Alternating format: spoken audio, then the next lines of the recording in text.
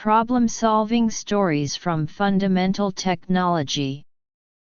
1. Bolt, with narration text. 1. Problem identification. Let me talk about a bolt loosening problem we found during a vehicle durability test. This happened in the suspension and engine areas. Some bolts became loose, and in a few cases, bolts even fell off.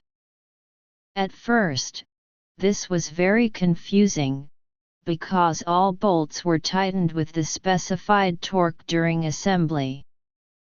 On paper, torque control was correct. But in reality, the bolts could not keep enough clamp load. This was the first lesson. Torque alone is not always enough. Goal setting. Objective. Let me explain the objective of this activity. The main objective was to identify the causes of clamp load variation, and to establish fastening conditions that can ensure stable preload. In other words, we wanted to understand why clamp load changes, and how we can control it in a reliable way. Targets. Let me explain our targets. First, we want to quantify clamp load variation. We will measure how clamp load changes under different lubrication conditions and different bearing surface conditions. This helps us understand the effect of friction on preload. Second, we aim to establish clear tightening standards. The goal is to minimize preload scatter, not only by controlling torque, but also by controlling lubrication and surface condition. Third, we will strengthen tool calibration and operator training. Accurate torque tools and standardized operator techniques are essential for stable clamp load. 3. Cause analysis. Many engineers still assume that torque equals clamp load. This assumption is very common, but it is actually incorrect. Torque is only the input. Clamp load is the resulting preload. Between torque and clamp load, there is a very important factor, and that factor is friction. Main potential factors. 1. When we looked at the potential causes of clamp load variation, we identified 4 main factors. The first factor is lubrication condition. Different lubrication conditions change the friction coefficient. The second factor is bearing surface condition. Painted surfaces, rusty surfaces, or contaminated surfaces increase friction uncertainty. As a result, the clamp load becomes unstable and often much lower than expected.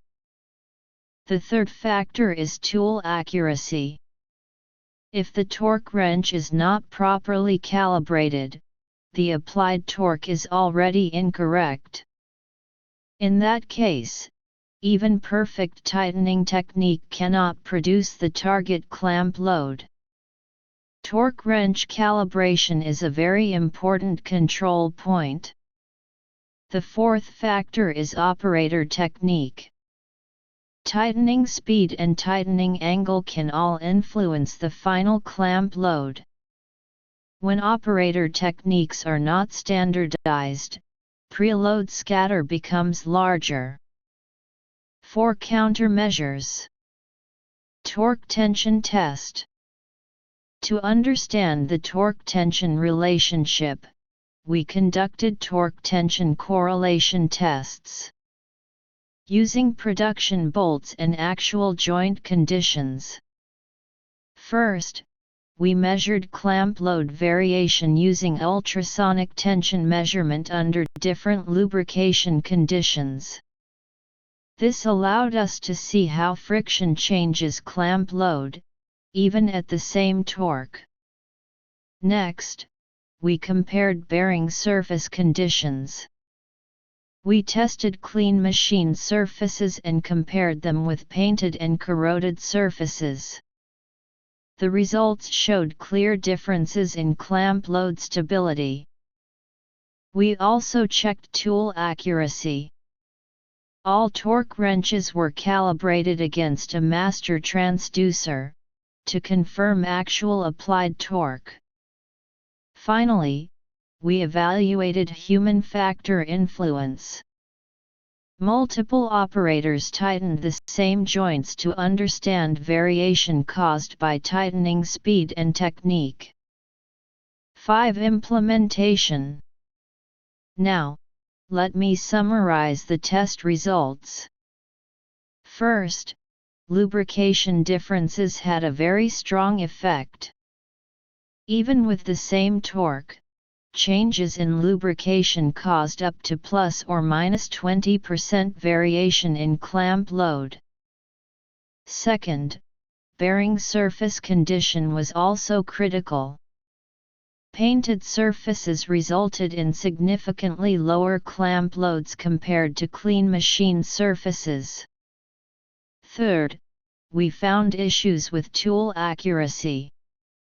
Some torque wrenches showed calibration errors exceeding plus or minus 5%. This means the applied torque was already outside the target range. Finally, we looked at operator variation. By introducing standardized tightening procedures, variation between operators was clearly reduced. 6. Effect confirmation. After implementing these measures, we conducted another durability test. This time, no bolt loosening and no bolt fall-off were observed. We also checked clamp load variation. Before the improvements, variation was around plus or minus 25%. After the improvements, it was reduced to within plus or minus 10%, which meets our internal standards. In addition, production audits were carried out. The audits confirmed more consistent tightening quality, and improved tool traceability, including calibration records. Overall, these results show that our fastening process is now much more stable and reliable. 7. Standardization. To make these improvements permanent, we moved on to standardization. First, we established a torque tension correlation database for each bolt joint combination. This database helps us understand the expected clamp load for a given torque under defined conditions. Second, lubrication condition, bearing surface condition, and torque value were standardized. These conditions are now clearly written in drawings and work instructions. Third, torque wrench calibration requirements were incorporated into the quality control plan. This ensures that tool accuracy is maintained on a regular basis. Finally, a tightening condition verification checklist was added to the process FMEA. This helps us identify fastening risks before problems occur. With this standardization, fastening control is now consistent, repeatable, and easier to maintain. 8. Future plans. Finally, let me talk about our future plans. First, we will expand torque tension correlation testing to more critical joints. This includes joints such as engine main bolts and chassis structural joints.